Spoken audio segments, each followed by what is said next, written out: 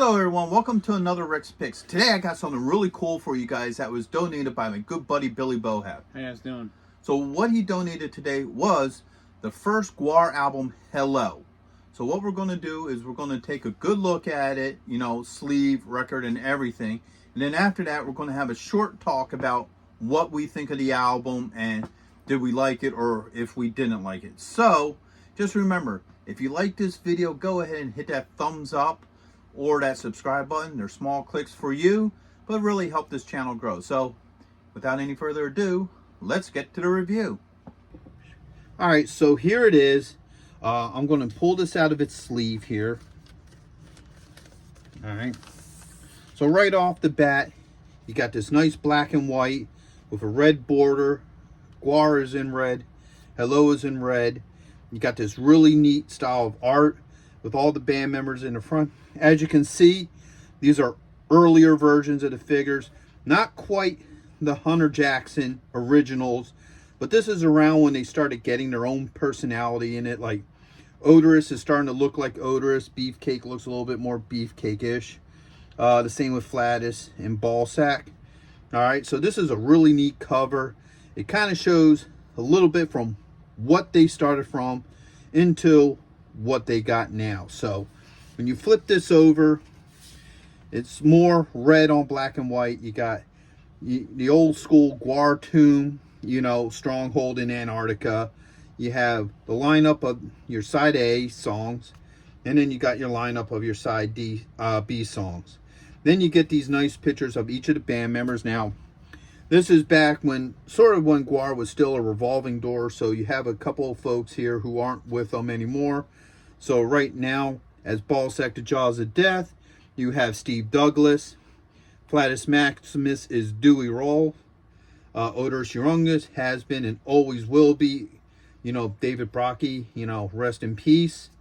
You have old school Beefcake the Mighty, which was Michael Bishop in here, fresh out of high school. And then you have Nippolus Erection, who was, you know, Robert Mosley. So the neat thing about this record is that you have these pictures.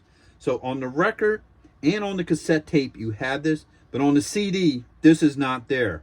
For some reason, they took this off of the CD, and it isn't there.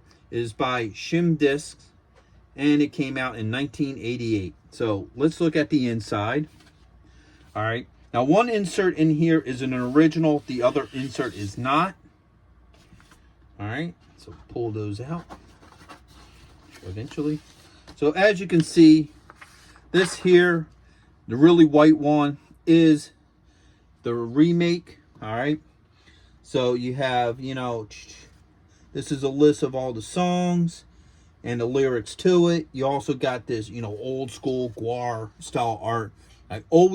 One of the things I love about GWAR is the art. You know, obviously I love the music, I love the stage show, the costumes, but the complete package is also the art. There was a lot of great artists involved with this band, such as, you know, when you go back in the day, it would be like Hunter Jackson, David Brocky, Bob Gorman were some of the older artists. And nowadays you also now have, you know, such artists as, you know, Matt McGuire, who does a lot of their art now. He's a really talented artist. There's a lot of talented artists within this band. So with that being that, then you also have this here. Now this is actual original, new release from Shim Discs. And so you have this as well. And then you have the other side here, which is all this information as well. So like I said, that's original. This one's obviously a remade copy, which is nice. And now we look at the disc itself. So being gentle with the disc. Now this disc is in really good shape. If you look at this record, you see no scratches in it. You got the Shimmy Disc logo, which is really nice. This is your side A side. All right. You also got the Shimmy Glow A. So there's the A side. And then you have a little bit of writing there. And now on this side, you got the reverse color. So you have white with blue art. Opposed to this side, you have blue with white art. So this is a really nice looking disc. Well, record. I call it disc, but you know, it's a record. You know, it really pops out. I love that red look. You got GWAR right in there. So overall, this is really cool. This is definitely an archive piece. I really love how this looks. You know, if you're a real big GWAR fan, this is definitely worth having with your collection, especially when you get into the classic cover right here. That will look great on a wall, definitely. So, with all that being said, this is a really cool record. Now we're going to go into our thoughts on the record and give you our opinion. So, with that being said, let's get at it. Okay, so now that we looked at the record, you know, we're going to give you our thoughts on we're both longtime GWAR fans. I've been a GWAR fan since '92. How long have you been a fan for, Bill? About? Late 90s, because I was a little kid, you know, when I found GWAR. So, yeah, so me personally, I love this album because it has that underground sound to it. Like, I know a lot of people beat it up because it sounds like it was, you know, recorded in somebody's garage or living room or something.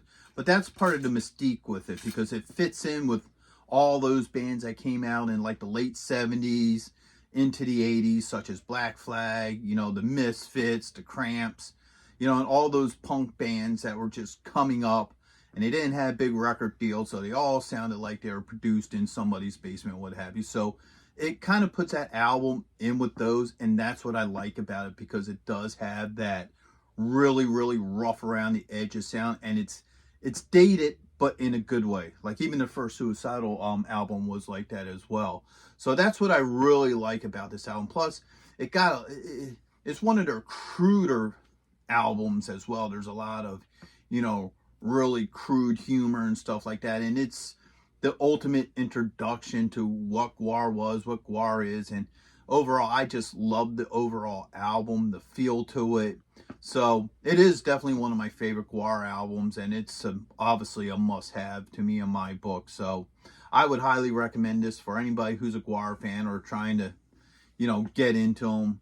It's a really rough around the edges kind of album, but overall, there's still a lot of love there. And I know they've been talking about remixing it, and I really don't want to see this remix. I don't want to hear it cleaned up, because to me, it would kill the feel of the album. For me personally, you know, I mean, yeah, if they remix it, of course I would buy it because it's GWAR, but still, it wouldn't ever be as good as the original, in my personal opinion. What's your thoughts on it, Bill? Alright, so yeah, like you said, it's just the sound of it makes it that much better, and I would not want them to remix it, because the crudeness of how it sounds and the grittiness and the fact that you can actually hear the traffic in the background in some of the songs just makes it that much better, because they were just a bunch of guys who made an album, and it just blew up into something so much more. Like, they have so much love in this album, and that's why I spent so much money on it. But it's just the fact that they were out there trucking and just doing what they were doing at that time, and just a very solid album for a first album. Yeah. A band that doesn't have any money. Yeah, that's true. I mean, it is what it is, and I think that is what makes it is. It's one of those things to where it's a product of its time, but because it's a product of its time, that's what makes it great. Sort of like you would also say about the original Star Wars. If you ever remade the original Star Wars with all the Hollywood goodies and stuff, it would never be as good as the original movie, because of the technology and everything of the time made it to what it was. Because Lucas also had a whole bunch of ideas of what he was going to do with it if he had better visuals, but because he didn't, we got what we got. And that's the same with this album. Because it wasn't so well produced, it wasn't in some big fancy, you know, studio, we got what we got, and that's what makes it great. So with that being said, we We do hope you guys like this review. If you did, go ahead and hit that thumbs up. And if you haven't subscribed yet, please subscribe. It's a small click for you, but it really helped this channel grow. And if you know anybody who'd be interested in this video, go ahead and share it as well. That would be much appreciated. So until the next one, late. Have a good one.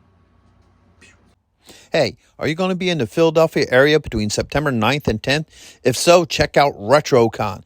It's affordable. They have lots of great vendors. There's going to be cosplay competitions, celebrities, and much, much more. So go ahead and check out the link in the description. And also, Samuel J. Jones is going to be there, better known as Flash Gordon. So check it out.